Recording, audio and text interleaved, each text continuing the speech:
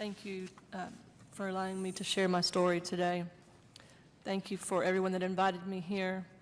My name is Laura Wilkerson, and my family became a victim of illegal alien crime on November 16, 2010. This was our family's attack by a foreign invader whom is in this country illegally. At best guess, his family are still enjoying the fruits of America at the hands of taxpayers. I don't know this as fact because the United States government does not know as fact. You don't know. My youngest son, Joshua, was a senior in high school and had his whole life ahead of him. He went to school and never returned. As Josh walked up to the doors of the school that morning, Hermilo Morales walked up as well. There's a video that I saw in trial. This is the last picture of Josh alive. This killer asked Josh for a ride home, and in the video you can see Josh shaking his head, yeah. And then Josh went inside the building, turned around and held the door open for Mr. Morales to walk in. He said something to Josh, and Josh went, which we later found out he wasn't going to school. So Josh just closed the door, allowed the door to close, and walks out of the frame, headed to class. Last time I'll ever see my son walk, talk, anything about him.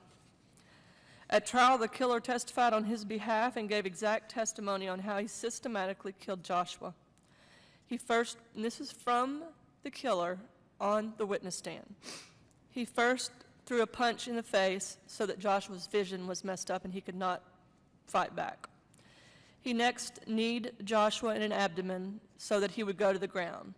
Josh went to the ground as his spleen was sliced in half. The killer was aggravated that it was not over yet. He was a black belt in mixed martial arts and thought he could do this without any blood. He was aggravated it was not over. He said he grew tired of watching bloody bubbles come from Joshua's nose as he was trying to breathe. Next, he took a closet rod and beat Josh over the head again and again until the rod broke in 4 pieces. Joshua was still breathing. Next, he strangled him. He let him go to see if it was over. No, it's not over. So he continued until there were no more bloody bubbles. He must have said it 6 times from the stand. As a mom, I realized that my kid was grasping for air. He waited and he watched him die. He tied Josh's body up, stuffed it in the back seat of our truck, bought gas, dumped Josh in a field and set his body on fire. The killer went home, took a shower, and went to see a movie, had popcorn and Coke. I testified before the Senate last July in 2015 and told this story. Nothing has been done about it. We can have hearing after hearing after hearing. Until there is action, we're just talking. The 11 million figure that you spoke about a while ago, it just saddens me because that figure was thrown around from the very beginning of Joshua. Well, I know that her child has died, so that's one more. Kate Steinle has died. There were 2 this weekend that died from street racing from an illegal in Houston this weekend, a pastor and his wife, married 30 years. So you need to keep that number. You don't know that number. Nobody knows that number. I've been to the border. I've watched them walk across, and you're not counting them. So that number is from maybe people who are seeking welfare or who are getting benefits from the government. Otherwise, you don't know how many people are here. That number it aggravates me. Because this government has no clue who is here or what their intent is in being here. I see this American government scrambling over themselves to pretend to care about American families, and instead you give away every bit of America to people whom have broken our laws on how to enter this country. Then on to break other laws, now to having sanctuary cities, teaching them how to grab a piece of America unlawfully and at the expense of American families. I'm stunned, I'm shocked, I'm saddened that we're even having this discussion. When are you going to act on it? When are you going to do something about it rather than let's just talk about it and put a video up on your next election on your website as if you're doing something about it? It's time to move. Her kid wouldn't be gone if we had moved last year when I testified before the Senate. Sarah would still be here. You have to enforce the laws. I watched the Sunday morning news this weekend and over and over and over, follow the rules, and we're talking about the election and some of the ways it went in Colorado. Follow the rules, follow the laws. You know, as this sweet lady who's an immigration attorney, I would think she'd have to follow the laws legally. This has nothing to do with people in this country that came here through the front door. This has everything to do with people who snuck in this country and continue to take from America, including our children. When they mention the bad acts of some, if they took your child, you would think of it totally different. I realize that you don't hear this every day, but it happens every day, whether you want to know it or not, and the media doesn't report it. I know it, you know it, everybody in this room knows it. They report what they want to report.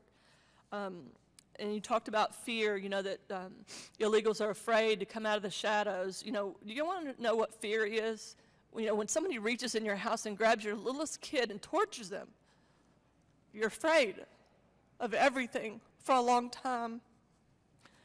I could care less about the fear that they put themselves in here. I didn't bring my kid across a border. If I would have told my daughter, I'm going to Mexico, and had a man, he'll bring you over here in a year or two, I'd be charged with neglect as well as I should be. I did not put my kid in harm's way when he went to school that day. You did. Every one of you is elected by an American. It is time for you to stand in the gap for Americans. I'm so tired of being up here and going over the same thing. You're elected by Americans. Do something. It is your job. Every one of you are in a position to do something that we are not. If you've been in bed with somebody who's given you too much money and you think the wrong way, get out of the way and let someone get in here that can care about Americans and their families. This is not about love. I do not have any hate. 2 days after Christmas, after he killed Josh, I went and forgave this kid at the jail. Totally forgiven. He's off my mind. It is now. They asked me at the trial, what did I want to give him? And all I could say was, it's not my call to decide his life. It's not. They couldn't believe I said it. The jury, I said, it's the jury's call. I didn't want to be anything like him and hurt another person. It's time to do something. We did not put our kids in jeopardy. We did not decide to traipse them across the desert. There are no minors that came here by themselves. I know it and you know it. There are no minors unless they're 16-year-old guys or girls that come here. The minors can't come here by themselves. I've seen the border. People die every day trying to get here. America's invited them, and you've got to do something. It is just time to do something about this. The thing that you can do is enforce laws. How do you pick and choose a law? I don't understand it. How you pick and choose a law. The laws are here to be enforced by who? By you. And they're not being enforced. And my kids suffered terribly for it. Thanks.